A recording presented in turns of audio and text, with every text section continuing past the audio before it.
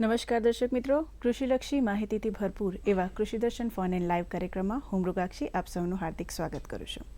મિત્રો, આજના કાર્યક્રમમાં જે વિષય ઉપર આપણે માહિતી મેળવવાના છે તે વિષય છે ગ્રામ્ય યુવાનો માટે રોજગારીની તક એટલે મધમાખી પાલન. મિત્રો, વિષય અંતર્ગત આપના પ્રશ્નો આવકાર્ય છે, તે માટેનો અમારો નંબર નોંધી લેશો. અમારો નંબર છે 079-2685-3814 તથા 079-2685-3816. તો મિત્રો, વધુ સમય ન બગાડતા આપણે કાર્યક્રમને આગળ વધારીશું, પરંતુ તે પહેલાં આપ સૌને અમારા વિષય નિષ્ણાંતનો પરિચય કરાવી દો. અમારા આજના પ્રથમ વિષય નિષ્ણાંત છે ડૉક્ટર પ્રકાશ એસ પટેલ સાહેબ. મિત્રો, સાહેબનો પરિચય આપું તો તેઓ કૃષિ યુનિવર્સિટી સરદાર કૃષિ યુનિવર્સિટી ખાતે કીટકશાસ્ત્ર વિભાગમાં સહપ્રાધ્યાપક તરીકે ફરજ બજાવે છે. અમારા આજના બીજા વિષય નિષ્ણાંત છે પ્રકાશભાઈ રબારી સાહેબ. મિત્રો, તેઓ પણ સરદાર કૃષિ યુનિવર્સિટી ખાતે કીટકશાસ્ત્ર વિભાગમાં મદદનીશ પ્રાધ્યાપક તરીકે ફરજ બજાવે છે. તો ચાલો સાહેબને મળીએ અને તેમની પાસેથી માહિતી તથા માર્ગદર્શન પ્રાપ્ત કરીએ. નમસ્કાર સાહેબ. નમસ્કાર. સૌપ્રથમ તમારા કાર્યક્રમમાં બંને મહાનુભાવોનું ખૂબ ખૂબ સ્વાગત છે. હવે સાહેબ, આજનો આપણો જે વિષય છે ખૂબ જ રસપ્રદ છે કે ભાઈ ગ્રામ્ય યુવાનો માટે રોજગારીની તક એટલે કે મધુમાખી પાલન. તો સૌપ્રથમ તો અમારા જે દર્શક મિત્રો છે તો એમને એ જણાવો કે આ જે મધમાખી પાલન જે છે તો એ ગ્રામ્ય યુવાનો માટે શાના માટે અગત્યનું છે? આપણે એના વિશે ચોક્કસથી માહિતી મેળવીશું, પરંતુ આપણે એક કોલર મિત્ર છે જે આપણી સાથે અત્યારે જોડાઈ ગયા છે. દેવજીભાઈ રાજપૂત આપણી સાથે જોડાયા છે, એમનો પ્રશ્ન સાંભળી લઈએ. નમસ્કાર દેવજીભાઈ. હલો બેન, નમસ્કાર. હાજી નમસ્કાર. શું પ્રશ્ન છે આપનો? હા બેન, આપણે મધમાખીનું પાલન કરવું હોય તો એમાં સરકારશ્રીની કોઈ સબસિડી આમાં આવી શકે? ચોક્કસથી સાહેબ, શું માર્ગદર્શન? જી નમસ્કાર. હવે આપણે જો મધમાખી પાલન શરૂ કરવું હોય તો સરકારશ્રી દ્વારા ઘણી બધી યોજનાઓ ચાલુ છે. એમાં પ્રથમ આપણને જો શરૂઆતમાં લેવું હોય તો પહેલા વર્ષે તમને 10 બોક્સ ઉપર એ સહાય આપે છે, અને એ તમારું સક્સેસ જાય તો આગળના વર્ષે બીજા 40 બોક્સ ઉપર આપણને સહાય મળે છે. એ આમ કુલ 50 બોક્સ ઉપર એક ખેડૂતને સહાય સરકાર આપે છે. અને એના સિવાય પણ ઘણી બધી યોજનાઓ છે કે બીજા કોઈ સાધન માટે. તો આ બધી માહિતી અને જે આની આખી ડિટેલ છે એ આપણને બાગાયત ખાતા તરફથી પણ ડિટેલમાં આખી માહિતી મળી શકે છે. પરંતુ ઇન્ડિવિડ્યુઅલ ખેડૂત તરીકે આપણને આ એક 50 બોક્સ ઉપર સહાય મળી શકે છે. ખરેખર સાહેબ, ખૂબ જ રસપ્રદ માહિતી અમારા દર્શક મિત્રને પૂરી પાડી. આપણે એક અન્ય કોલર મિત્ર છે જે આપણી સાથે જોડાયા છે. મગનભાઈ આપણી સાથે જોડાયા છે જસદણથી. નમસ્કાર મગનભાઈ. હલો. હાલો. હાજી નમસ્કાર. શું પ્રશ્ન છે આપનો? મારો પ્રશ્ન એમ છે કે આ મધમાખીનું તમારું ચાલુ છે ને અત્યારે લાઈવ પ્રચારણ, જી, એમાં મારે એમાં લાભ લેવો છે. હા હા, મારું નામ આવ્યું છે આમાં. બરાબર છે. તો અચ્છા, જસદણ થી મગનભાઈ મકવાણા બોલું. જસદણ. હા મગનભાઈ, હવે 2 વીઘા જમીન છે અને આ મધમાખીનું કરવું છે આપણે. હા શિક્ષિત બેરોજગાર તો સાહેબ. હા જી, જો આપણે મધમાખી પાલન કરવું હોય તો તમે ઓછી મૂડીથી પણ શરૂઆત કરી શકો છો. હવે આપણે જોઈએ તો શરૂઆતમાં તમારે 1.5 વીઘા જેટલી જમીન હોય તો શરૂઆતમાં તમે 3 મધમાખીની પેટી લાવીને પણ શરૂઆત કરી શકો છો. એ શરૂઆત કરવા માટે તમારે ખાસ કરીને એક ઇટાલિયન બી આવે છે, એપિસ મેલિફેરા, જે આપણને મધનું પણ વધારે ઉત્પાદન આપે છે અને સાથે સાથે આપણા જે ખેતી પાકો છે એ ખેતી પાકોની અંદર પરાગનયનનો વધારો કરે છે અને એના લીધે આપણને ઉત્પાદન પણ વધારે મળે છે. હવે જ્યારે તમે શરૂઆત કરો તો ઓછી પેટીથી શરૂઆત કરવાની મધમાખીની, અને પછી આપણે સક્સેસ જઈએ તો પછી આપણે પેટીઓ વધારી શકીએ છીએ. કારણ કે આપણી જો સપોઝ 1.5 વીઘા જમીન છે તો એ જમીન એવી જરૂરી નથી કે 1.5 વીઘા હોય તો જ આપણે કરી શકીએ છીએ. આપણે મધમાખીની પેટીઓ જે વધારે પણ લાવી શકીએ છીએ. અને ખાસ કરીને શું ધ્યાનમાં રાખવાનું છે કે જે પાકો છે એ આજુબાજુ પણ જે પણ પાકો છે એ પાકોની અંદર મધુરસવાળા પાકો અને પરાગનયનવાળા પાકો એ ખાસ હોવા જરૂરી છે. અને શરૂઆતમાં જો આપ નજીકના કૃષિ વિજ્ઞાન કેન્દ્ર હોય અથવા તો કોઈ કૃષિ યુનિવર્સિટી હોય અથવા તો બાગાયત વિભાગ હોય સ્ટેટ ગવર્મેન્ટના, તો ત્યાં જઈને આપ માહિતી મેળવી શકો છો. બરાબર છે સાહેબ. આ જ પ્રશ્નને અનુલક્ષીને બીજો આપણે જેમ વાત કરી રહ્યા હતા કે ભાઈ આમાં રોજગારીની જે નવી નવી તક છે તો એ કેવી રીતે ઊભી થઈ શકે છે ગ્રામ્ય યુવાનો માટે ખાસ કરીને? હવે આપણે સૌ જાણીએ છીએ કે ભારત દેશની અંદર ઘણા બધા ગામડાઓ છે અને જે ગ્રામમાં યુવાનો છે એ ગ્રામમાં યુવાનો માટે એક સોનેરી તક છે. કેમ? કારણ કે મધમાખી પાલન કરવું હોય તો આની અંદર આપણે કોઈ જમીન હોય એવું જરૂરી નથી કે આપણે જમીન હોય તો જ આપણે મધમાખી પાલન કરી શકીએ, જરૂરી નથી. આપણે ફક્ત શરૂઆતમાં એક ટ્રેનિંગ લેવાની હોય છે કે મધમાખીની જ્યારે આપણે પેટીઓ લાવીએ છીએ તો આપણે એને હેન્ડલિંગ કેવી રીતે કરી શકાય. બીજું, આપણા ગુજરાતમાં આપણે જોઈએ છીએ કે 3 ઋતુઓ છે, શિયાળો, ઉનાળો અને ચોમાસું. તો ત્રણેય ઋતુની અંદર આપણે એમનું વ્યવસ્થાપન કેવી રીતે કરી શકીએ. અને સાથે સાથે આપણે એ પણ જ્ઞાન આવવું જોઈએ કે આપણે તમારી આજુબાજુના જે પાક હોય એ પાકોની અંદર આપણી પાસે એક નોંધ હોવી જોઈએ કે આ પાકોની અંદર મધુરસ મળે છે અને આ પાકોની અંદર પરાગનયન સૌથી વધારે મળે છે. જો એટલું હોય તો આપણે ઓછી મૂડીએ આપણે મધમાખી પાલન કરી અને સારી આવક મેળવી શકીએ છીએ. બરાબર છે સાહેબ, ખરેખર ખૂબ જ સરસ વાત છે કે ભાઈ એક તો ગ્રામ્ય યુવાનો માટે એક નવી રોજગારીની તક છે અને ખાસ કરીને આપે જેમ જણાવ્યું કે એના માટે વધુ મૂડી લગાવવાની જરૂર નથી, ઓછી મૂડીમાં પણ આ તકનો લાભ જે છે એ એનાથી મેળવી અને રોજગારી પ્રાપ્ત કરી શકાય છે. હવે પ્રકાશભાઈ રબારી સાહેબ, બીજો એક પ્રશ્ન ખાસ કરીને આપને છે કે ભાઈ આ જે મધમાખી જે છે તો એની અગત્યની જે જાતોની વાત કરીએ તો એ કઈ કઈ છે જે આપણે મધુમાખી ઉછેર માટે કામ લાગે? અગત્યની જાતોની વાત કરીએ તો એમાં 2 પ્રકાર છે. એક પાલતુ જાતો કહેવાય છે અને બીજી 2 જંગલી જાતો કહેવાય છે. પાલતુ જાતોની વાત કરીએ તો જે ઘણા બધા ખેડૂતો અત્યારે કરે છે એમાં મોટા ભાગે છે ઇટાલિયન મધમાખી. સાહેબ માફ કરજો, આપને અહીંયા અટકાવું છું. આપણે એક કોલર મિત્ર છે આપણી સાથે જોડાયા છે, શનિભાઈ આપણી સાથે જોડાયા છે અમદાવાદથી. આપણે એમનો પ્રશ્ન સાંભળી લઈએ. નમસ્કાર શનિભાઈ. નમસ્કાર. હાજી, શું પ્રશ્ન છે આપનો? અમારો પ્રશ્ન છે કે મારે પશુપાલન અને મધુમાખી વિશે થોડી જાણકારી લેવી હતી. ચોક્કસથી સાહેબ તમને તમારા જે પ્રશ્ન છે એનો જવાબ મળશે. સાહેબ, એમને મધુમાખી ઉછેર વિશે અને ખાસ કરીને આપણે પશુપાલન વિશે ફરી ક્યારેક વાત કરીશું, પરંતુ મધમાખી પાલન વિશે શું માહિતી આપશો, એમને શું માર્ગદર્શન આપશો?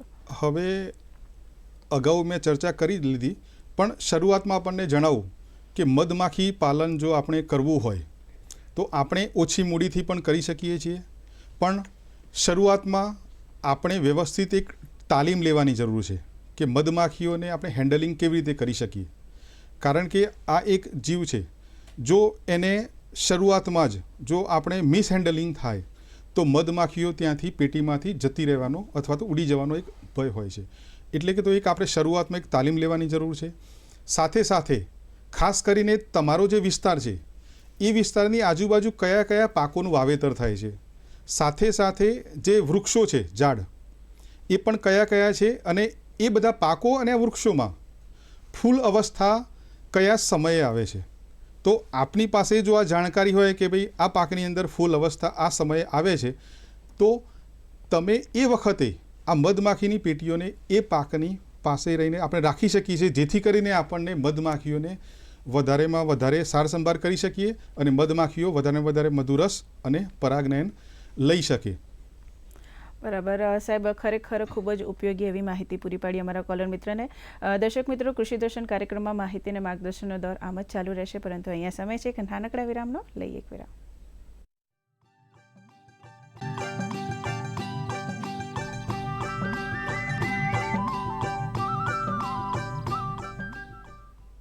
વિરામ બાદ ફરી એકવાર સ્વાગત છે આપ સૌનું કૃષિ દર્શન ફોન ઇન લાઈવ કાર્યક્રમમાં. અને મિત્રો, આજનો વિષય છે મધમાખી પાલન, એટલે કે ગ્રામ્ય યુવાનો માટે રોજગારીની એક નવી તક. તો મિત્રો, આ વિષય અંતર્ગત આપને કોઈ પ્રશ્ન હોય, આપને કોઈ જાણકારી જોઈતી હોય તો તે માટે તમે અમારા નિષ્ણાંતો સંપર્ક સાધી શકો છો. સંપર્ક સાધવા માટેનો અમારો નંબર નોંધી લેશો. નંબર છે 079-2685-3814 તથા 079-2685-3816. તો દર્શક મિત્રો, આપણે વાત કરી રહ્યા હતા કે ભાઈ મધમાખીની એવી કઈ કઈ જાતો છે જે ખૂબ જ ઉપયોગી છે, ખાસ કરીને જ્યારે મધમાખી પાલન કરવા માંગતા હોઈએ. અને આપણે પ્રકાશભાઈ રબારી સાહેબ જે છે આપણને ખૂબ જ સરસ માહિતી આપી રહ્યા હતા. તો સાહેબ, આપણે એ વાતને આગળ વધારીશું કે ભાઈ કઈ કઈ એવી અગત્યની જાતો છે જેનું ઉછેર કરી શકે છે? તો એમાં મુખ્યત્વે 2 જે જાતો આપણે આગળ વાત કરી કે એક પાલતુ કે જેનું ખેડૂતો પાલન કરે છે, તેમાં મુખ્યત્વે 2 જાતિ છે. ઇટાલિયન મધમાખી, જેને એપિસ મેલિફેરા તરીકે ઓળખવામાં આવે છે, એનું ઘણા બધા ખેડૂતો અત્યારે પાલન કરે છે. અને બીજી છે આપણી ભારતીય મધમાખી, જેને એપિસ સેરેના ઇન્ડિકા તરીકે ઓળખવામાં આવે છે. આના સિવાય પણ 2 જાતિઓ છે, પણ જે સ્વભાવે જંગલી છે. એમાં એક છે ભમરિયું મધ, જેને કહેવામાં આવે છે એપિસ ડોર્સાટા તરીકે, જેને ઓળખવામાં આવે છે. અને બીજી એક આપણી નાની મધમાખી, જેને ડાળી મધમાખી તરીકે પણ ઓળખવામાં આવે છે, જેને સાયન્ટિફિક રીતે એપિસ ફ્લોરિયા તરીકે આપણે ઓળખીએ છીએ. આ મુખ્યત્વે 4 જાતિઓ આપણને મધમાખીની જોવા મળે છે, જેમાંથી ખેડૂતો જે મોટાભાગે અત્યારે કરે છે એ છે ઇટાલિયન મધમાખી. બરાબર. હવે સાહેબ, આપણે જાણીએ છીએ કે જ્યારે આપણે કોઈ નવો વ્યવસાય શરૂ કરવા માંગતા હોઈએ તો એ વ્યવસાય વિશે પૂરેપૂરી માહિતી આપણને હોવી જરૂરી છે. તો મધમાખીની જાતિ વિશે તો તમે જણાવ્યું, અને ખાસ કરીને આપ બંનેએ જણાવ્યું કે ભાઈ આ રોજગારીની નવી તક કેવી રીતે ઊભી થાય છે. હવે સાહેબ, બીજું એક પ્રશ્ન એ થાય કે જ્યારે મધમાખી પાલન કરતા હોઈએ તો આ મધમાખીની એવી કઈ કઈ અવસ્થા છે જેનું ખાસ કરીને ધ્યાન રાખવું જોઈએ, તો એ વિશે અમારા દર્શક મિત્રોને શું માહિતી આપશો? આપણે જોઈએ તો મધમાખીની જે અવસ્થાઓ છે એમાં ખાસ કરીને આપણે જોઈએ તો કે ઈંડા અવસ્થા છે, બીજી છે ઈંડામાંથી પછી ઈયળ નીકળે છે, ઈયળ અવસ્થા છે, ઈયળમાંથી પછી કોશેટા બનતા હોય છે. સાહેબ, માફ કરજો, આપને અહીંયા અટકાવું છું. આપણે એક કોલર મિત્ર છે મનસુખભાઈ, આપણી સાથે જોડાયા છે ફરી એકવાર, તો એમનો પ્રશ્ન સાંભળી લે. હાજી, નમસ્કાર. નમસ્કાર સ્વાબેન. હાજી, શું પ્રશ્ન છે આપનો? મારે 5 પેટી મધમાખીની ચાલુ છે. તો મારે એનું માર્કેટિંગ કંઈ થતું નથી, કોઈ લેવા નથી આવતા, તો મારે એનું વેચાણ ક્યાં કરવું એમ, તો સારા આપને ભાવ મળી શકે? ખૂબ જ સરસ પ્રશ્ન છે કે ભાઈ સાહેબ, એમની પાસે 5 પેટી મધમાખીની પડી છે. હવે જ્યારે એમને માર્કેટિંગ કરવું હોય કે માલ એમનો જે વેચવો હોય તો કઈ જગ્યાએ એમને સંપર્ક કરવો જોઈએ, તો શું માર્ગદર્શન આપશો? હવે આપે 5 પેટીથી શરૂઆત કરી છે એટલે મધ તો આપ નીકાળતા જશો. હવે મધ તમે જે મધ કાઢવાનું યંત્ર છે એનાથી જ નીકાળતા હશો. જે મધ નીકળે છે એકવાર, એને 5 પેટીઓ છે એટલે આપણી જોડે તો કોઈ પ્રોસેસિંગ યુનિટ તો નહીં હોય, પણ એ મધને તમે વ્યવસ્થિત એક ગાળી લેવું જોઈએ. એટલે શરૂઆતમાં મોટા ઘરણાથી ગાળી લેવું જોઈએ, અને ત્યારબાદ એ મધને પછી મખમલ, આપણું જે કાપડ આવે સુતરાઉ કાપડ, એના થોડા મોટા કાણાવાળું જે કાપડ હોય એનાથી અમુક ગાળી લેવું જોઈએ, જેથી કરીને મોટો જે કચરો હોય એ બહાર નીકળી જાય. ત્યારબાદ જો આપની જોડે 5 જ પેટી છે તો શરૂઆતમાં તમે એક ગ્લાસની બરણી, એ 100 ગ્રામની પણ હોઈ શકે કે 250 ગ્રામની પણ હોય અને 500 ગ્રામની પણ હોય, એની અંદર પેક કરી અને શરૂઆતમાં તમે બાજુબાજુના ગામની અંદર અથવા તો આપના ગામની અંદર એને ખેડૂતોને સમજાવીને કે ભાઈ આ મધ અમારા આ પાકના ફૂલ રસમાંથી તૈયાર થયેલું છે, અને આપ જો જે કસ્ટમર છે એને આપ ચખાડીને અથવા તો એના ફાયદા વિશે સમજાવી અને આપનું મધનું વેચાણ કરી શકો છો. ભવિષ્યમાં કદાચ આપને પેટીઓ વધારવાનું થાય તો એક નાનકડો પ્રોસેસિંગ પ્લાન્ટ પણ નાખી દેવો, જેથી કરીને મધની અંદર એક ભેજની ટકાવારી થોડી વધારે હોય છે. જો આપણે મધ તૈયાર થયું હોય અને પછી કાઢીએ તો લગભગ એની અંદર 20% આસપાસ ભેજ હોય છે. એ ભેજ આપણે થોડો ઓછો કરવો છે. પ્રોસેસિંગ પ્લાન્ટની અંદર આપણે ઓછો 18% સુધી લાવી શકીએ.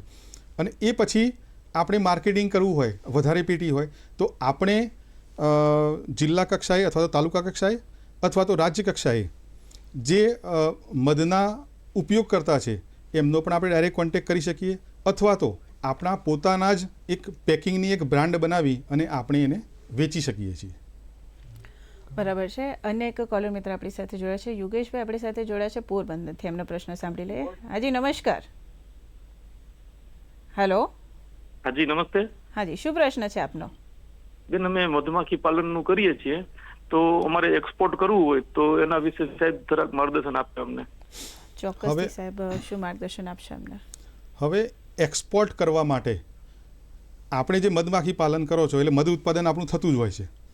હવે ખાસ કરીને એક્સપોર્ટ કરવા માટે આપણે મધ જે આપણે બહાર કાઢીએ છીએ એ મધને તૈયાર કર્યા પછી આપણે એ મધની ચકાસણી કરાવવી જોઈએ. આપણા ગુજરાતની અંદર પણ ઘણી લેબ છે, આપણે અમૂલ ડેરીની અંદર પણ લેબ છે, કેટલીક પ્રાઇવેટ લેબ પણ છે. એ લેબની અંદર આ મધની ચકાસણી કરવી જોઈએ. જેમ કે એના અલગ અલગ ધારાધોરણ હોય છે. એમાં એક ભેજનું પ્રમાણ હોય છે, એસ કન્ટેન્ટ હોય છે, સુક્રોઝ ફ્રુક્રોઝનો રેશિયો હોય છે, એમ ઘણા બધા આયામો હોય છે. એ આયામોમાંથી જો આપણે સફળ થઈએ એટલે કે કમ્પ્લીટ હોય તો પછી આપણે એને એક્સપોર્ટ તરીકે એને આપણે બહાર વેચી શકીએ છીએ. હવે એક્સપોર્ટ કરવા માટે આપણે સૌ પ્રથમ તો ગુજરાતની અંદર બી બોર્ડ પણ છે.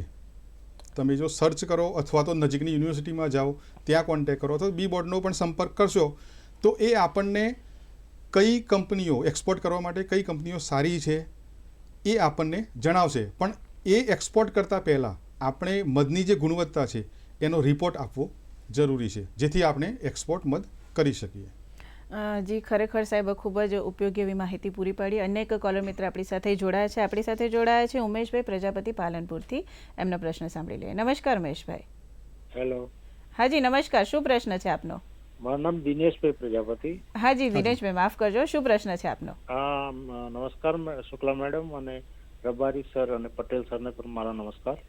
મારો પ્રશ્ન એવો છે કે મધમાખીનું જીવન ચક્ર કેટલા ટાઈમનું હોય છે અને મધને કેટલો ટાઈમ સંગ્રહી શકાય, એની એક્સપાયર ડેટ હોય છે કે કેમ?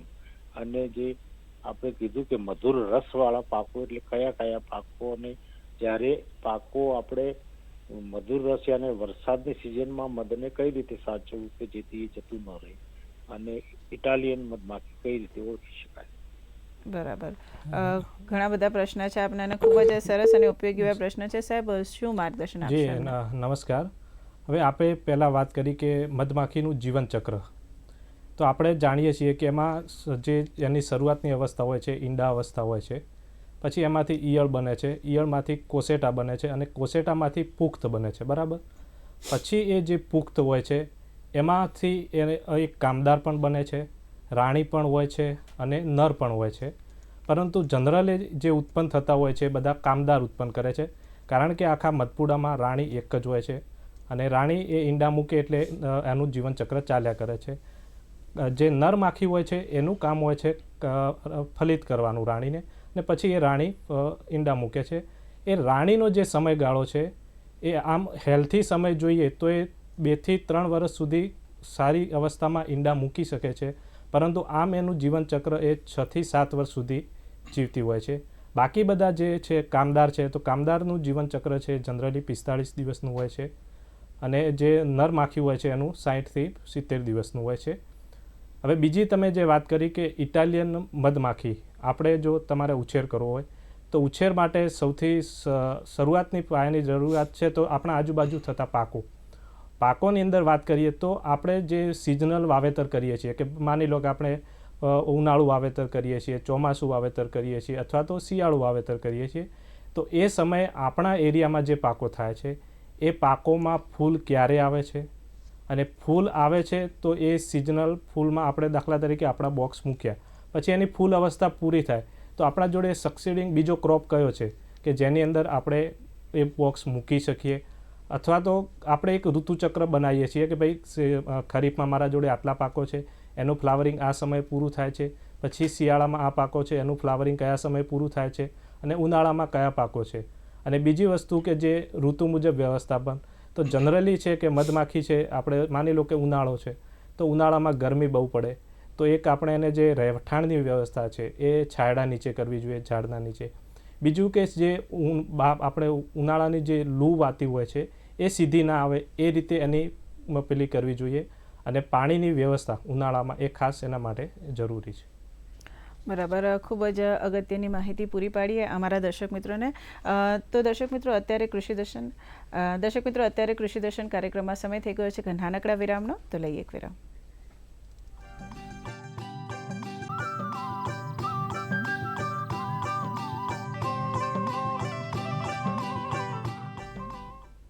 વિરામ બાદ ફરી એકવાર સ્વાગત છે આપ સૌનું કૃષિ દર્શન ફોન ઇન લાઈવ કાર્યક્રમમાં. અને મિત્રો, આપ સૌ જાણો છો કે આજના કાર્યક્રમનો આપણો વિષય છે ગ્રામ્ય યુવાનો માટે રોજગારીની તક, એટલે મધુમાખી ઉછેર. તો મિત્રો, આપણે કાર્યક્રમમાં ઘણી બધી વાતો કરી છે. કાર્યક્રમને આગળ વધારીએ પહેલાં આપણે એક કોલર મિત્ર છે જે આપણી સાથે જોડાયા છે, મુળુભાઈ વાઘ આપણી સાથે જોડાયા છે રાજુલાથી. એમનો પ્રશ્ન સાંભળી લઈએ. નમસ્કાર મુળુભાઈ. હલો, હાજી નમસ્કાર મુળુભાઈ, શું પ્રશ્ન છે આપનો? હલો,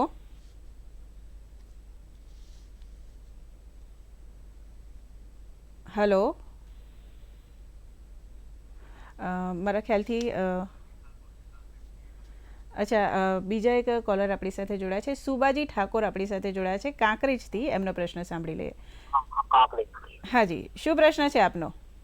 બેન નવાસરથી મધમાખી ઉછેર કેન્દ્ર બનાવવું હોય તો માહિતી આપશો. ચોક્કસથી સાહેબ, એમને નવેસરથી આપણે હમણાં જ વાત કરી કે ભાઈ નવેસરથી મધમાખી ઉછેર કરવું હોય તો કયા કયા પ્રાથમિક મુદ્દાઓ છે જે ધ્યાનમાં લેવા જોઈએ, તો શું માર્ગદર્શન આપશો એમને? હવે આપણે નવેસરથી જો મધમાખી પાલન કરવું હોય તો સૌ પ્રથમ તમે અગાઉ જણાવ્યા પ્રમાણે તો એક તો તાલીમ લેવાની જરૂર છે. તાલીમ ખાસ કરીને આપણે આપણી નજીકની કૃષિ યુનિવર્સિટી, કૃષિ વિજ્ઞાન કેન્દ્ર અથવા તો આપણા બાગાયત વિભાગ દ્વારા પણ આપવામાં આવે છે. જો આપણે શરૂઆત કરવી હોય તો આપણે આપણા વિસ્તારની અંદર ત્રણેય ઋતુઓની અંદર કયા કયા પાકનું વાવેતર થાય છે એ પાકોની અંદર ખાસ કરીને ફૂલ અવસ્થાનો સમયગાળો કયો કયો હોય છે એની આપણે નોંધણી ખાસ કરીને કરી લેવી જોઈએ. અને જ્યારે આપણે મધપેટીઓ લાવીએ ત્યારે ખાસ કરીને એવી જગ્યાએ મૂકવાની કે મધમાખીઓ ડિસ્ટર્બ ના થાય. એમાં ખાસ કરીને આપણે જોઈએ તો ચોમાસાની અંદર ખાસ કરીને નીચાણવાળો કોઈ વિસ્તાર હોય, પાણી જતું હોય અથવા તો નિંદામણ વધારે થયેલું હોય તો એવી જગ્યાએ આપણે ટાળવું જોઈએ. એ જગ્યા એકદમ ચોખ્ખી હોવી જોઈએ અને થોડા ઉપરના ભાગમાં હોવી જોઈએ. બીજું, ત્રણેય ઋતુની અંદર ઉનાળો હોય તો વધારે પણ ગરમી પડતી હોય છે, શિયાળામાં વધારે ઠંડી પડતી હોય છે, તો એમના સાચવણી માટે પણ આપણે કેટલાક બધા પગલાં લેવા જોઈએ. એટલે જો આપણે શરૂઆત જ કરવી હોય તો સૌ પ્રથમ આપણે એક વ્યવસ્થિત તાલીમ લઈ અને શરૂઆત કરીએ તો ચોક્કસથી આપણે મધમાખી પાલનની અંદર સફળ થઈ શકીએ છીએ. બરાબર છે સાહેબ, ખૂબ જ સરસ એમને માર્ગદર્શન આપ્યું. હવે સાહેબ, બીજી એક ખાસ વાત કે જેમ આપણે અગાઉ જણાવ્યું હતું કે ભાઈ મધમાખી પાલન કરતી વખતે જગ્યા જે છે ખૂબ જ મહત્ત્વની છે અને ખાસ કરીને મધુરસ પૂરી પાડતી જે વનસ્પતિઓ એની આજુબાજુમાં એનો ઉછેર કરવો જોઈએ. તો અમારા જે દર્શક મિત્રો છે એમને જણાવો કે જે મધુરસ પૂરી પાડતી અને ખાસ કરીને પરાગરજ જે છે એ પૂરી પાડતી કઈ કઈ વનસ્પતિઓ છે? એ મધુરસ પૂરી પાડતી અને પરાગરજ પૂરી પાડતી વનસ્પતિઓમાં આપણે મુખ્યત્વે વાત કરીએ તો સિઝન વાઇઝ જઈએ તો પણ આપણે માની લો કે ઉનાળો છે તો એમાં કપાસ થતો હોય છે, સૂર્યમુખી છે, તલ છે, પછી બાજરી છે તો એમાંથી ભરપૂર પ્રમાણમાં પોલન મળે છે. પછી શિયાળામાં જઈએ તો ધાણા છે, જીરું છે, રાયડો છે. રાયડામાં ઘણા બધા ખેડૂતો અત્યારે રાજસ્થાનનો ખૂબ મોટો બેલ્ટ છે. એ રીતે ઉનાળામાં પણ તલ છે. એવા ઘણા બધા પાકો છે. તો આપણે સિઝન વાઇઝ એ જે આપણી એરિયામાં અવેલેબલ હોય એ પાકનો આપણે જે ઋતુચક્ર મુજબનું કેલેન્ડર બનાવી શકીએ કે એમાં ફૂલ અવસ્થા ક્યારે આવે છે અને એમાં ક્યારે આપણે જે તે બોક્સ આપણે શિફ્ટ સિઝન વાઇઝ ક્યારે કરી શકીએ. એના સિવાય ઘણા ફળ પાકો છે એમાં પણ આપણે આપણા મોટા બેલ્ટ હોય તો એની અંદર પણ આપણે આપણા મધમાખીના બોક્સ રાખી શકીએ. માની લો કે દરિયા કિનારાનો બેલ્ટ છે તો નારિયેળી બહુ પ્રમાણમાં હોય છે તો નારિયેળીમાંથી પણ ભરપૂર પ્રમાણમાં પોલનને મળે છે. તો એવા બધા પાક છે ત્યાં આપણે આપણા બોક્સ શિફ્ટ કરી શકીએ છીએ. બરાબર. આ સિવાય સાહેબ, આપણે શરૂઆતમાં જણાવ્યું હતું કે 3 પ્રકારની જે માખી હોય છે એનો ઉછેર કરતા હોય છે. એક તો કામદાર માખી છે, કે રાની માખી છે અને એક નર માખી. તો સૌપ્રથમ મારા જે દર્શક મિત્રો છે એમને જણાવો કે આ જે કામદાર માખી છે તો એના કયા કયા કાર્યો છે? જી, હવે જો સૌથી અગત્યની જાતિ આમ ગણીએ તો આપણે કામદારને એટલા માટે કહીએ છીએ કે જે મધમાખી છે કોલોની વસાહત, તો આખી વસાહતને સાચવવાનું કામ, એનો ઉછેર, કારણ કે શરૂઆતમાં જ્યારે અંદર ઉછેર થતો હોય છે, ઈંડા અવસ્થા છે, ઈયળ અવસ્થા છે, તો એ બધાને અંદર ખોરાક પૂરો પાડવો. પછી અંદર જે સફાઈનું કામકાજ છે તો એ પણ કામદારનું હોય છે. એટલે એ શરૂઆતના જેના 1થી આમ જનરલી કહીએ 21 દિવસ સુધી એ મધપૂડાની અંદર રહીને કામ કરે છે કે મધ ઉછેર જે શરૂ થાય ત્યાં બધું કામ કરે છે. અને 21 દિવસ પછી એ જે કામદાર હોય છે એ બધા કામદારની કામગીરી, મુખ્ય કામગીરી છે ખેતરમાં જવાનું. સાહેબ, માફ કરજો, આપને અહીંયા અટકાવું છું. આપણે આના વિશે કામદાર માખી વિશે જાણીશું, પરંતુ અત્યારે આપણે એક કોલર મિત્ર છે આપણી સાથે જોડાયા છે. પરસોત્તમભાઈ આપણી સાથે જોડાયા છે અમરેલીથી. એમનો પ્રશ્ન સાંભળી લઈએ. નમસ્કાર પરસોત્તમભાઈ. હા નમસ્કાર બેન. જી, શું પ્રશ્ન છે આપનો? મારો પ્રશ્ન એ છે બેન. હા નમસ્કાર. હાજી હાજી, શું પ્રશ્ન છે? બેન, મારો પ્રશ્ન એ છે, મારે મધમાખી પાલન કરવા માટે પેટી મૂકવી હોય. હાજી હાજી. હા, તો આપણે રાણી માખીને કઈ રીતે ઓળખવી અને કઈ રીતે લાવવી એ પ્રશ્ન છે. ખૂબ જ અગત્યનો પ્રશ્ન કહેવાય સાહેબ. હું તમને પૂછવાની જ હતી કે ભાઈ રાણી માખી જે છે એને કેવી રીતે ઓળખવી, તો એના વિશે શું માર્ગદર્શન આપશે? હવે આપણે જોઈએ તો આપણે જે મધપેટીઓ લાવીએ છીએ અથવા તો મધપૂડા હોય છે, તો આપણે મધપેટીઓની જે ફ્રેમ્સ હોય છે એ ફ્રેમ્સને આપણે બહાર કાઢી અને એમાં આપણે જોઈ શકીએ છીએ. હવે જે મધમાખીઓ છે એમાં રાણી માખી છે એ સૌથી મોટી હોય છે, કે જે કામદાર અને નર માખી કરતાં લગભગ 1.5% મોટી હોય છે. બીજી વસ્તુ એવી છે કે રાણી માખી મધપૂડામાં જ્યાં ચાલતી હોય તો એની આજુબાજુ કામદાર માખી એમને પ્રોટેક્ટ કરીને ચાલે, એટલે કે એમને જગ્યા આપતી હોય છે. બીજું એક ઓળખ છે કે જે રાણી માખી છે એ પોતાની પાંખો દ્વારા એનો ઉદર પ્રદેશ એટલે પાછળનો જે ભાગ છે રાણીનો ઉદર પ્રદેશ એ પૂરેપૂરો ઢંકાયેલો હોતો નથી, જ્યારે કામદાર માખી અને નર માખીની અંદર એ ભાગ આખોને આખો ઢંકાયેલો હોય છે. એટલે રાણી માખીને આપણે એકદમ ઇઝી રીતે ઓળખી શકીએ છીએ. હવે આપણે કહ્યું કે રાણી માખી દ્વારા આપણે એ મધપેટીઓનો વધારો પણ કરી શકીએ છીએ. જો આપણને ટ્રેનિંગ લીધેલી હોય, તાલીમ લીધેલી હોય કે રાણીઓને આપણે કેવી રીતે વધારી શકીએ મધપૂડાની અંદર, જો એ તાલીમ લીધેલી હોય તો આપણે ચોક્કસથી મધપેટીઓનું આપણે વિભાજન એટલે વધારી શકીએ છીએ. એના માટે આપણે યોગ્ય તાલીમ લેવી જરૂરી છે. બરાબર છે સાહેબ, ખરેખર ખૂબ જ ઉપયોગી એવી માહિતી પૂરી પાડી દર્શક મિત્રોને.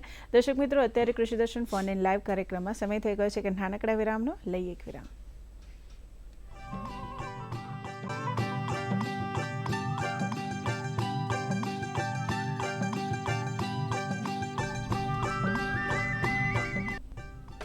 વિરામ બાદ ફરી એકવાર સ્વાગત છે આપ સૌનું કૃષિ દર્શન ફોન ઇન લાઈવ કાર્યક્રમમાં. અને મિત્રો, કાર્યક્રમને આગળ વધારીએ તે પહેલાં આપણે એક કોલર મિત્ર છે આપણી સાથે જોડાયા છે. આપણી સાથે જોડાયા છે નરેશભાઈ મકવાણા ખંભાતથી. એમનો પ્રશ્ન સાંભળી લઈએ. નમસ્કાર નરેશભાઈ. મારા ખ્યાલથી એમની સાથે આપણો સંપર્ક તૂટી ગયો છે. હવે સાહેબ, આપણે વિરામ પહેલાં અને આપણે કોલરનો કોલ હવે પહેલાં આપણે વાત કરી રહ્યા હતા કામદાર માખી વિશે અને કામદાર માખીના કાર્યો વિશે, તો એના વિશે માર્ગદર્શન આપશો? જી, કામદારની આપણે આગળ ચર્ચાઓ કરું કે એક વસાહતની અંદર રહી અને 21 દિવસ સુધી કામ કરે છે, કે જે સફાઈ છે, ખોરાક પૂરો પાડવાનો. બીજી અગત્યની જે કામગીરી છે, તો 21 દિવસ પછીના જે કામદાર હોય છે એ ખેતરમાં જાય છે અને ત્યાંથી જે મધુરસ અને પરાગરજ લાવવાનું કામ કરે છે અને પછી એ પોતાના કોલોનીમાં પાછા આવી અને ખોરાક પૂરો પાડે છે.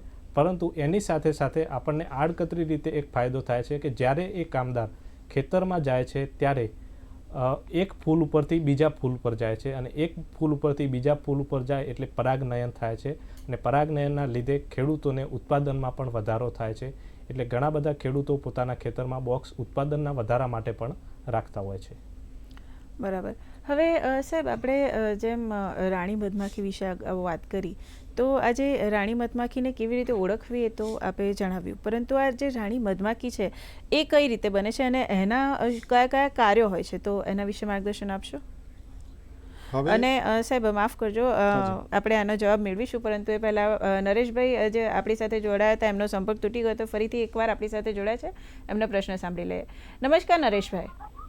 હા મેડમ, મારે એવું છે કે મધમાખીનો ઉછેર કરવો છે, મારે કઈથી મળશે, કઈ જગ્યાએ ત્યાં બધું મળશે, સબસિડી કેવી રીતે મળશે, એવું જોવું. બરાબર છે નરેશભાઈ, મારા ખ્યાલથી સાહેબે અગાઉ પણ આપને માર્ગદર્શન આપ્યું હતું કે એક ખાસ પ્રકારની તાલીમ લેવાની હોય છે, પણ સાહેબ એક વિષય નિષ્ણાતની દ્રષ્ટિએ શું માર્ગદર્શન આપશો એમને? જી નરેશભાઈ, હવે તમે જે કીધું કે એમાં એક સહાયની વાત કરી છે, તો સહાય જે આપણે ગુજરાત સરકાર આપે છે એમાં જે બાગાયત ખાતું છે એના દ્વારા સહાય પૂરી પાડવામાં આવે છે. પરંતુ સહાય માટે એક લાયકાત જોઈએ કે ભાઈ તમે પહેલાં એક મિનિમમ 3 થી 4 5 દિવસની તાલીમ કરેલી હોય. એ તાલીમ કરેલી હોય તો પ્રતિ ખેડૂત એ શરૂઆતના પહેલા વર્ષે તમને 10 બોક્સ ઉપર સહાય આપે છે અને પછી એ 10 બોક્સમાં તમે આગળ વધો તો બીજા વર્ષે તમને 40 બોક્સ ઉપર એ સહાય આપે છે. આમ કુલ એક ખેડૂતને એ 50 બોક્સ ઉપર સહાય આપે છે. અને તમારે જો આ બીને ચાલુ કરવું હોય તો ઓનલાઈન પણ ઘણા બી કીપર હોય છે, એ પણ વેચાણ કરે છે, અથવા તો આપણા કેવીકે છે એના થ્રુ આપણને સંપર્ક મળી શકે, જે મોટા મોટા બી કીપર છે કે એ લોકો શું કરે છે કે મધપેટીનું વિભાજન કરી અને વેચાણ કરતા હોય છે. તો એમના જોડેથી આપણને સરળતાથી એ મધમાખી સાથેના બોક્સ આપણને મળે છે અને એ પહેલાં જો આપણે તાલીમ કરેલી હોય તો એ તાલીમના લીધે આપણને આ સહાયનો લાભ પણ મળે છે. બરાબર. હવે સાહેબ, આપણે વાત કરી રહ્યા હતા રાણી મધમાખી વિશે કે ભાઈ રાણી મધમાખી જે છે એક તો કઈ રીતે બને છે અને એના મુખ્ય કાર્યો શું હોય છે, તો એના વિશે માર્ગદર્શન આપશો? હવે આપણે જોઈએ તો રાણી મધમાખી બનાવવાનું કામ કામદાર માખીઓ કરતી હોય છે, પરંતુ એ પહેલાં જો કામદાર માખીઓને ખ્યાલ આવે કે રાણી હવે અસક્ષમ છે અથવા તો એની ઉંમર થઈ ગઈ છે, એટલે કે એ ઈંડા મૂકતી નથી, તો રાણી માખીએ જે ફલિત ઈંડા મૂકેલા છે ઓલરેડી, એ કોષોની અંદર કામદાર માખીઓ એ કોષને વધારવાનું કામ કરે છે, મોટો કરે છે, અને જ્યારે ઈંડામાંથી 3 દિવસ પછી જે નાની ઈયળ નીકળે છે, એ ઈયળને રોજ રોયલ જેલી નામનું એક કામદાર મધમાખીઓના શરીરમાંથી એક જરણ જળતો છે રોયલ જેલી, એ પોતે આ કોષોમાં નાખી અને એમને ખવડાવતા હોય છે. એટલે સતત ઈંડા અવસ્થાની સાથે લઈ અને આ ઈયળ બન્યા પછી એને રોયલ જેલી ખવડાવવામાં આવે તો ઈંડા સહિત 16 દિવસની અંદર એની અંદર રાણી બની જતી હોય છે. હવે આ રાણી બન્યા પછી એના શું કાર્યો છે?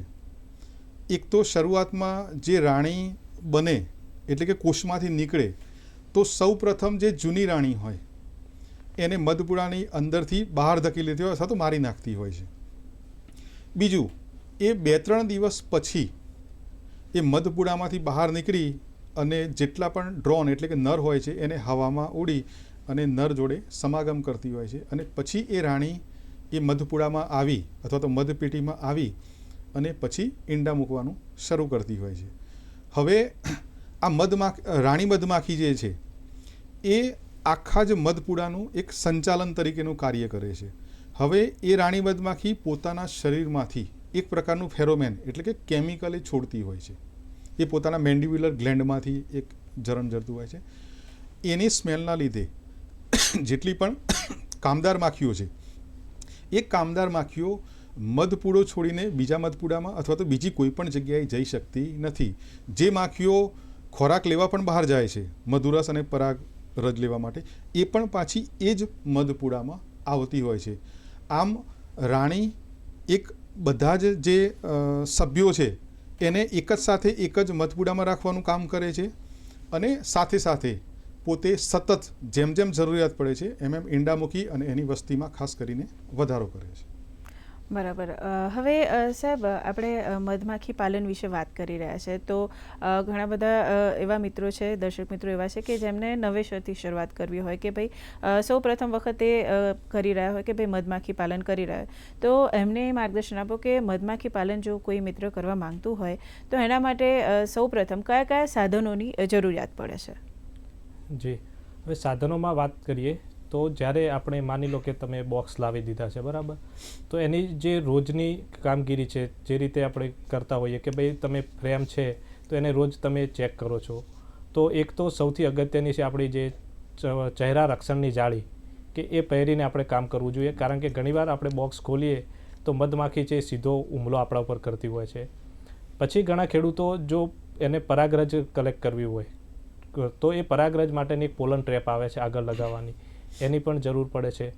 પછી સૌથી અગત્યની વાત કરીએ કે જે મધ ઉત્પાદન લીધું પછી જે મધ કાઢવાનું યંત્ર આવે છે જેને હની એક્સ્ટ્રેક્ટર કહેવાય છે, એની ખાસ જરૂર પડે છે. બીજી વસ્તુ કે ઘણી વખત તમે જ્યારે પાલન કરતા હોય ત્યારે ખોરાકની અપૂરતી હોય તો આપણે બહારથી એને પૂરક ખોરાક આપીએ છીએ, તો એ પૂરક ખોરાક માટેના પણ ફીડર બજારમાં મળે છે જેને સુગર ફીડર કહેવાય છે. કારણ કે એની અંદર આપણે સુગર અને પાણી મિક્સ કરી અને એને ખોરાકમાં આપતા હોઈએ છીએ. એ જ રીતે ફ્રેમ છે, પછી જે છરી છે, કારણ કે જ્યારે મધ તૈયાર થઈ જાય તો મધમાખી એને ઉપર વેક્સથી આખું સીલિંગ કરી નાખે છે. જ્યારે આપણે એને યંત્રમાં મૂકીએ છીએ એટલે એ જે વેક્સનું સીલિંગ છે આપણે તોડવું પડે છે, તો એના માટેની એક છરી આવે છે ધારદાર, એની પણ જરૂર પડે છે. એના સિવાય નાના નાના યંત્રો વાત કરીએ તો કે આપણી મધમાખી આપણે જો સાચવવી હોય સારી રીતે તો માનીએ કે આપણી રાણી અંદર રહેવી જોઈએ, તો જે એક રાણીનો દરવાજો આવે છે નાનો, એ દરવાજો આપણે આગળ મૂકી દઈએ તો એ દરવાજાની સાઇઝ એટલી હોય છે કે જેની અંદરથી કામદાર પસાર થઈ શકે છે પણ રાણી બહાર નીકળતી નથી. એટલે આપણે કન્ફર્મ થઈ જાય કે રાણી અંદર છે, અને જો રાણી અંદર હશે તો જે ઈંડા મૂકશે અને આપણું જે જનરેશન છે આગળ ચાલે. બીજું એક આવે છે રાણી અવરોધક, જે ઘણા બોક્સ એવો હોય છે કે એમાં ખેડૂતો એક નીચેનું બોક્સ છે એમાં એનું જીવનચક્ર ચાલતું હોય છે, અને ઉપર જે બીજું હોય છે એ સુપર ચેમ્બર હોય છે જેની અંદર મધ તૈયાર થતું હોય છે. તો એ બંને બોક્સ વચ્ચે એક રાણી અવરોધક મૂકવામાં આવે છે. એ કામ એ જ કરે છે જે આગળ દરવાજા આગળ કરતું હતું, કે જે કામદાર બહારથી આવે છે એ ક્યાં જાય છે? સુપરમાં જાય છે, અને સુપરમાં જઈ અને મધ તૈયાર કરે છે. પણ જે રાણી નીચેના બ્રૂડ ચેમ્બરમાં હોય છે એ ઘણીવાર ઉપર જતી રહે અને ઉપર જાય તો સુપર ચેમ્બરમાં પણ એ મધ મૂકી આવે. એ રાણીને ઉપર જતી અટકાવવા માટેનું રાણી અવરોધક પણ આપણે મૂકતા હોઈએ છીએ. આવા નાના નાના અમુક સાધનોની ત્યાં જરૂર પડે છે. અને બીજું કે જે આખો ડ્રેસ આવે છે પ્રોટેક્ટિવ ક્લોથ એ પણ આપણે રાખવો જોઈએ. બરાબર છે સાહેબ, ખરેખર ખૂબ જ અગત્યની માહિતી પૂરી પાડી અમારા દર્શક મિત્રોને. દર્શક મિત્રો, કૃષિ દર્શન કાર્યક્રમમાં અત્યારે સમય થઈ ગયો છે કે નાનકડા વિરામનો, તો લઈએ એક વિરામ.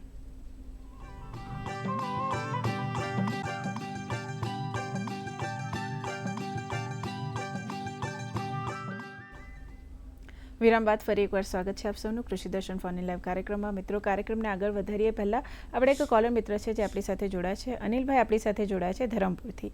એમનો પ્રશ્ન સાંભળી લઈએ. નમસ્કાર અનિલભાઈ. હા હાજી, શું પ્રશ્ન છે આપનો? મેમ, આપણે મધમાખી પાલન કરીએ પછી એનું માર્કેટ મેમ ક્યાં આપણે?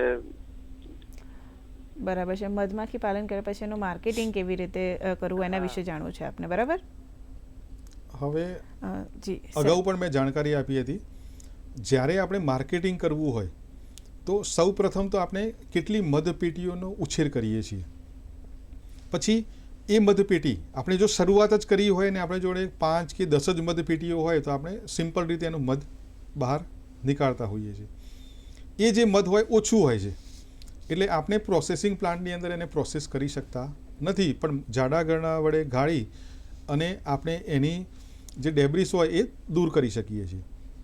હવે શરૂઆતનું મધ ઓછું જો હોય તો તમે કોઈ પણ ગ્લાસની બરણી હોય એમાં અલગ અલગ પેકિંગ હોય, 100 ગ્રામ હોય, 250 હોય કે 500 હોય કે કિલોના પેકિંગ હોય, એ બનાવી આપના ગામની અંદર અથવા તો આપના આજુબાજુના ગામ અથવા તો આપણા નજીકના તાલુકામાં આપણે એનું વેચાણ કરી શકીએ છીએ.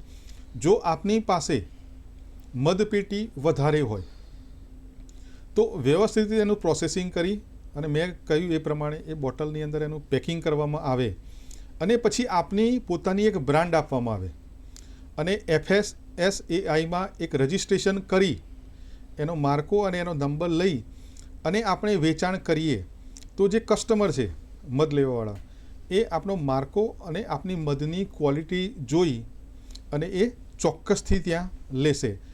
એનાથી પણ વધારે કદાચ જો આપણી પાસે મધ ઉત્પાદન થતું હોય તો વ્યવસ્થિત પ્રોસેસિંગ કરી આખું જ એનું લાઇસન્સ મેળવી અને તમે પોતાની બ્રાન્ડમાં અલગ અલગ જગ્યાએ મોકલી પણ શકો છો. અને સાથે સાથે આપણા મધનું જે પૃથ્થકરણ કરવાનું છે એમાં ખાસ કરીને મધનું પરીક્ષણ કરી અને લેબોરેટરીમાં જે રિપોર્ટ આવે એ પણ જો આપણે કસ્ટમર અથવા તો આપણે જેમને આપીએ છીએ એમને બતાવીએ તો ચોક્કસથી આપણું મધ ત્યાં વેચાઈ શકે છે. બરાબર. હવે સાહેબ, શરૂઆતમાં આપે જણાવ્યું હતું કે ભાઈ મધમાખી જે છે તો એનું અલગ અલગ ઋતુમાં અલગ અલગ રીતે વ્યવસ્થાપન થતું હોય છે, તો એ કેવી રીતે કરવાનું એના વિશે માર્ગદર્શન આપશો? જી નમસ્કાર. હવે જો અલગ અલગ ઋતુમાં વાત કરીએ તો માની લો કે આપણને તકલીફ પડતી હોય તો ઉનાળામાં વધુ ગરમીમાં, કારણ કે એ સમયે બહુ ગરમ પવનને આવતો હોય છે, લૂ આવતી હોય છે, તો એનાથી મધમાખીને પણ અસર થતી હોય છે. તો સૌથી પહેલાં આના માટે પાણીની વ્યવસ્થા કરવી જોઈએ કે આપણે જે જગ્યાએ બોક્સ મૂકેલા છે તો આજુબાજુ ક્યાંક પાણીની વ્યવસ્થા હોવી જોઈએ અને એ પણ પાણી ચોખ્ખું એને મળી રહે, કારણ કે જો પડી રહેલું પાણી હોય સ્ટેગ્નન્ટ તો પણ એ ઘણીવાર નુકસાન કરે છે. બીજી વસ્તુ છે કે ઉનાળામાં આપણે ગરમી વધે છે તો ઉપરનું જે ઢાંકણ હોય છે બોક્સનું એ ખોલી અને ત્યાં ઉપર આપણે એક કંથાન પાથરી દઈએ અને કંથાનને સામાન્ય ભેજ આપવાનો, એટલે અંદર ભેજ જળવાઈ રહે તો એ જે ગરમી છે એ એને ઓછી લાગે. એટલે ઉનાળામાં આ ખાસ વસ્તુ છે. અને જો એ સમયે માની લો કે તમારી જોડે તમે બોક્સ મૂક્યા છે પણ આજુબાજુ કોઈ ફ્લાવર નથી તો આપણે પૂરક ખોરાક તરીકે એને ખાંડનું દ્રાવણ પણ આપવું પડે. બીજી વસ્તુ આવે કે શિયાળામાં એક સૌથી વધારે તકલીફ પડે છે, કારણ કે શિયાળામાં ઠંડીના લીધે મધમાખી જે પોતાની એક્ટિવિટી કરતી હોય છે એ બહુ ઓછી થઈ જાય છે ઠંડીના લીધે. તો એ સમયે એને આપણે ખોરાક આપવો પડે છે. તો એ આપણે જે આગળ વાત કરી કે પૂરક ખોરાકની વ્યવસ્થા ખાસ આપણે ઠંડીમાં રાખવી પડે, કારણ કે ઠંડીના લીધે એ પોતે બહાર નીકળતી નથી અને અંદર ઘણીવાર એ શું કરે છે કે જે આગળનું મધ હોય એ શિયાળામાં સંગ્રહ કરી રાખે, એમાંથી મધ બનાવતી નથી, કારણ કે એ સંગ્રહ એટલા માટે કરે છે કે એને જરૂર પડવાની છે કે જે સમયે એ બહાર જઈ શકતી નથી તો એ સમયે એ પૂરક ખોરાકનો એ પોતે ઉપયોગ કરે છે, એ મધ જે છે એનો પોતાના ખોરાક તરીકે ઉપયોગ કરે છે. અને વાત કરીએ ચોમાસામાં તો ચોમાસામાં જે ભેજવાળું વાતાવરણ છે એ ભેજવાળા વાતાવરણના લીધે ઘણા બધા પ્રશ્નો આવતા હોય છે અને એ પ્રશ્નોમાં ઘણા બધા કોઈક રોગ લાગુ પડે છે. પછી જીવાતનો પ્રશ્ન આવે છે. એમાં એક અગત્યની જીવાત છે જે આપણા ત્યાં ઘણીવાર જોવા મળે છે. એમાં છે એક મીણનું ફૂદું, કે જે મીણનું ફૂદું છે એ સૌથી વધારે છે. પછી કોઈકવાર કથીરીનો પણ ઉપદ્રવ જોવા મળે છે. તો આ બધી માટે આપણે જે બોક્સ મૂકીએ છીએ એમાં પવનની હેરફેર, જે એકદમ કહીએ ને કે હવાની અવર જવર થવી જોઈએ, તો એ મોઇશ્ચરનું પ્રમાણ ઘટશે. તો એ રીતે આપણે ઋતુ મુજબ એને જે વ્યવસ્થા છે, જાળવણી ખાસ અગત્યની છે, એ જાળવણી કરવી જોઈએ. અને જે સમયે એને ખોરાક ના મળે તો આપણે પૂરક ખોરાકની વ્યવસ્થા ત્યાં રાખવી જોઈએ. બરાબર છે. હવે સાહેબ બીજું એક જે આપણે હમણાં તમે જણાવ્યું કે ભાઈ મધમાખી પાલન કરવા માટે સૌથી અગત્યનું સાધન છે કે ભાઈ પેટી. તો આ જે મધમાખીની જે પેટી છે તો એનું વિભાજન ક્યારે કરવું, કે એનું મધનું એકત્રીકરણ ક્યારે કરવું, તો એના વિશે જો યોગ્ય સમજ ના હોય તો યા તો અપૂરતું ઉત્પાદન મળે છે અને યા તો પછી મધમાખી ડંખ મારવાની સંભાવના બી રહેશે. તો એના વિશે અમારા જે દર્શક મિત્રો છે એમને માર્ગદર્શન આપશો. હવે મિત્રો, એક છે મધમાખીની પેટીનું એકત્રીકરણ કરવું, બીજું છે વિભાજન કરવું. હવે એકત્રીકરણ ક્યારે કરવાનું હોય છે કે જ્યારે આપણી મધમાખીની જે પેટીઓ હોય એની અંદર આ મધમાખીની વસ્તી ઓછી થાય, એટલે કે એનું પ્રમાણ એકદમ ઓછું થઈ ગયેલું હોય. એના ઘણા બધા કારણો હોય. ક્યાંક ખોરાક ના મળતો હોય, ક્યાંક એને કોઈક રોગ લાગુ પડેલો હોય, અથવા તો એના પરભક્ષી આવીને એને ખાતા હોય, અથવા તો મીણનું જે ફૂંદું છે એ પણ એને નુકસાન કરતું હોય. તો એવા સંજોગોમાં એ વસ્તી ઓછી થાય છે.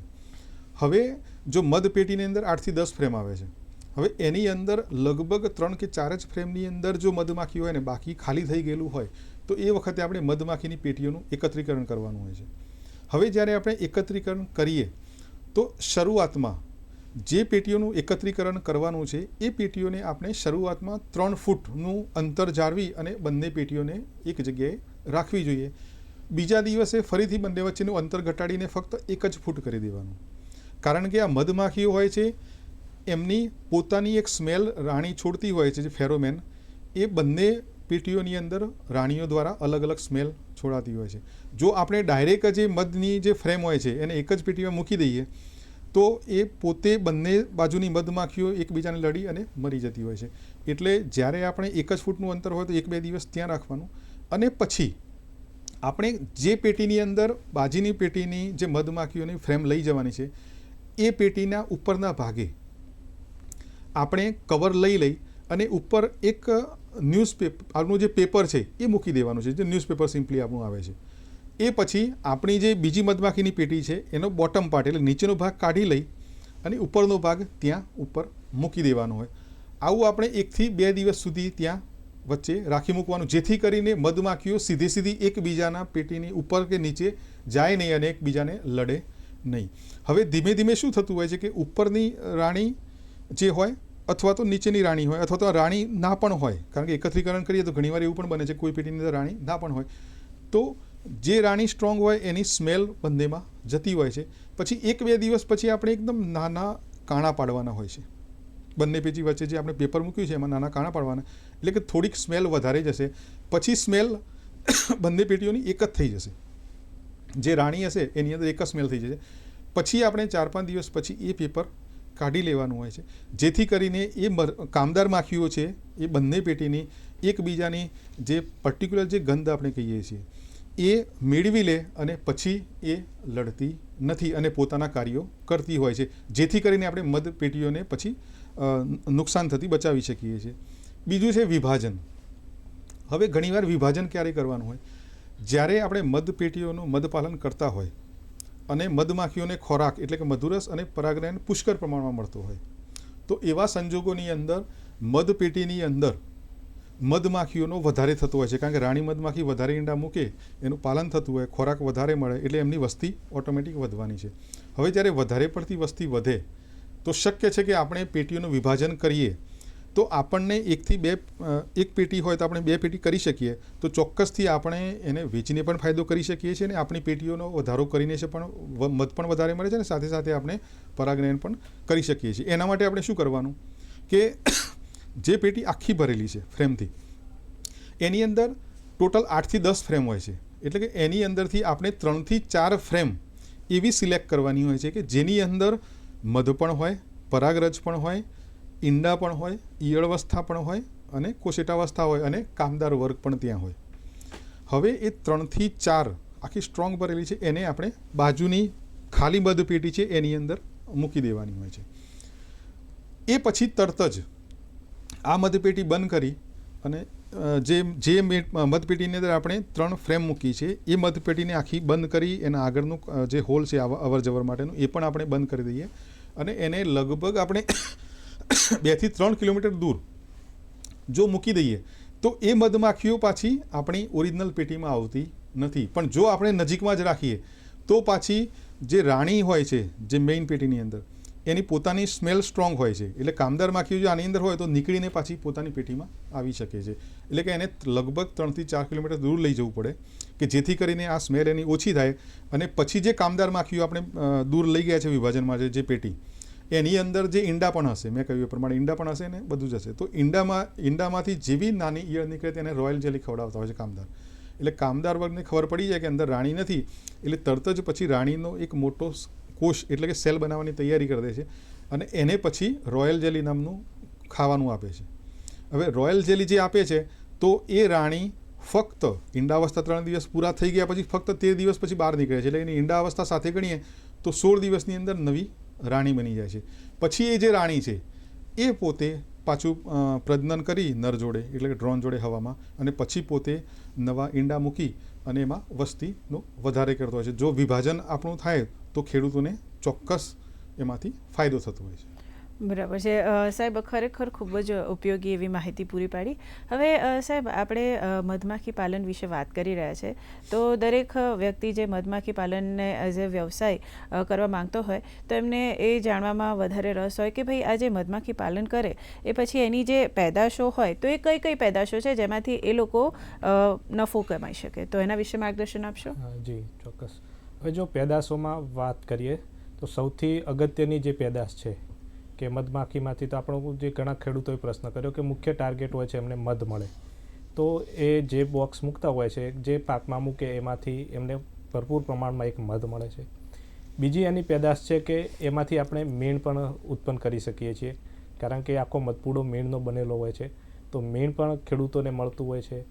પછી ત્રીજી વસ્તુ છે કે જે પરાગરજ, કારણ કે એ જ્યારે ખેતરમાં મુલાકાતે જાય છે તો એના જે પગ હોય છે પગ ઉપર એક બાસ્કેટ હોય છે પોલન, ત્યાં પરાગરજ હોય છે. તો આપણે જે એનું બોક્સ હોય ને ઘણા ખેડૂતો પરાગરજ મેળવવા માટે શું કરે તો એક ટ્રેપ આવે છે, પોલન ટ્રેપ કહેવાય, કે એના બોક્સના આગળ લગાવી દેવાનું. જ્યારે એ મધમાખી પાછી આવે છે એટલે થોડોક સરફેસ હોય છે જેને લેન્ડિંગ સાઇટ કહેવાય, ત્યાં આવી અને બેસી અને આગળ ગેટ આગળ જાય છે. એ સમયે જ્યારે એ ચાલે છે તો એના બોડી ઉપર પગ ઉપર જે પોલન ચોટેલી હોય એ નીચેની ટ્રેમાં કલેક્ટ થતી હોય છે. તો એ રીતે આપણે એને પરાગરજ પણ મેળવી શકીએ છીએ. બીજી વસ્તુ છે કે એનું જે ઘણા લોકો જે ઝેર કહેવાય મધમાખીનું એ ઝેર પણ કલેક્ટ કરતા હોય છે, પણ એને કલેક્ટ કરવાની આખી પદ્ધતિ અલગ છે કારણ કે ઝેર આપણને ત્યારે જ મળે છે કે જ્યારે એ સ્ટિંગિંગ કરે છે. તો એના માટેનું પણ એક સ્પેશિયલ મશીન આવે છે વેનમ કલેક્ટર. તો આ મુખ્ય. પછી એક છે પ્રપોલિસ. ઘણીવાર પ્રપોલિસની પણ એ ફાયદાકારક છે. તો એ જે આપણી બોક્સ હોય છે એ બોક્સના ઉપર એક પ્રપોલિસ ટ્રે આવે છે, એ ટ્રે આપણે મૂકી દેવાની. એ ટ્રે કાણાવાળી હોય છે, નાની નાની પટ્ટીના કાણા હોય છે અને એ કાણામાં મધમાખી જ્યારે પ્રપોલિસ ભરે છે પછી એ પ્રપોલિસ એક ગુંદર જેવું હોય છે, સ્ટીકી થઈ જાય એટલે એ ટ્રે આપણે બહાર કાઢી અને જે છરી આવે છે એનાથી ઉખાડી અને પ્રપોલિસ પણ આપણે કલેક્ટ કરી શકીએ. એટલે મુખ્ય આપણે જોઈએ તો સૌથી અગત્યનું છે આપણા માટે મધ છે. પછી એમાંથી મીણ મળે છે, પછી આ જે પ્રપોલિસ કીધું એ મળે છે, પરાગરજ પણ આપણે લઈ શકીએ છીએ અને વધારામાં ઘણા એડવાન્સ લેવલમાં લોકો છે તો એવાનું વેનમ પણ એક્સ્ટ્રેક્ટ જે ઝેર કહેવાય એ પણ કરતા હોય છે. જી ખરેખર સાહેબ ખૂબ જ ઉપયોગી એવી માહિતી પૂરી પાડી અમારા દર્શક મિત્રોને. હવે સાહેબ અત્યારે સમય થઈ ગયો છે આપણા દર્શક મિત્રોનેથી વિદાય લેવાનો, પરંતુ જતાં પહેલાં જો દર્શક મિત્રોને મધુમાખી પાલન વિશે કોઈ ટૂંકમાં સંદેશો આપવા માંગતા હો તો આપ શું સંદેશો આપશો?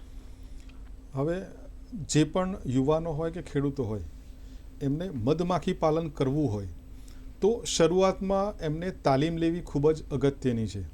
કારણ કે જો આપ એકવાર મધમાખી પાલનની શરૂઆત કરવા માગતા હોય તો તાલીમ લેશો તો આપ ચોક્કસ એમાં સફળ થશો. કારણ કે તાલીમ જે આપવામાં આવે છે એ તાલીમની અંદર મધપેટીની અંદર મધમાખીને કેવી રીતે ઓળખવી, જુદી જુદી ઋતુઓની અંદર એનું વ્યવસ્થાપન કેવી રીતે કરવું, સાથે સાથે કયા કયા પાકોની અંદર મધુરસ હોય છે, પરાગ હોય છે, કે જેથી કરીને તમને શરૂઆતમાં જ માહિતી મળે કે મારે આ મધપેટીઓ આ પાકોની અંદર આ સિઝનની અંદર મૂકવી પડે, તો જ ખેડૂતો સક્સેસ થઈ શકે છે. શરૂઆતમાં જો આપ નવો જ વ્યવસાય કરતા હોય તો શરૂઆતમાં 5 કે 10 પેટીથી જ કરવું, અને પછી 1 વર્ષ પછી જો આપણે સક્સેસ જઈએ તો આપણે એ મધપેટીને વધારી અને આપણે મધુપાલન સારી રીતે કરી શકીએ છીએ. જી બિલકુલ. તો બંને મહાનુભાવો આપ અમારા કાર્યક્રમમાં આવ્યા, અમારા દર્શક મિત્રોને આટલી ઉપયોગી એવી માહિતી પૂરી પાડી, એ બદલ આપ બંનેનો ખૂબ ખૂબ આભાર. આભાર. તો દર્શક મિત્રો, હવે સમય થઈ ગયો છે આપ સૌથી વિદાય લેવાનો, પરંતુ વિદાય લેતા પહેલાં અમારો આગામી વિષય નોંધી લેશો. આગામી તારીખ 17/1/2025 શુક્રવારે સાંજે 5 અને 2 વાગે પ્રસારિત થનાર કૃષિ દર્શન ફોન ઇન લાઈવ કાર્યક્રમનો વિષય રહેશે વાછરડી અને પાડીનો ઉછેર. વિષય એકવાર ફરી નોંધી લેશો. આગામી તારીખ 17/1/2025 શુક્રવારે સાંજે 5 અને 2 વાગે પ્રસારિત થનાર કૃષિ દર્શન ફોન ઇન લાઈવ કાર્યક્રમનો વિષય રહેશે વાછરડી અને પાડીનો ઉછેર. તો દર્શક મિત્રો, આશા રાખીએ કે તમને અમારો આ કાર્યક્રમ પસંદ આવ્યો છે. ફરી મળીએ, ત્યાં સુધી રજા આપશો. નમસ્કાર.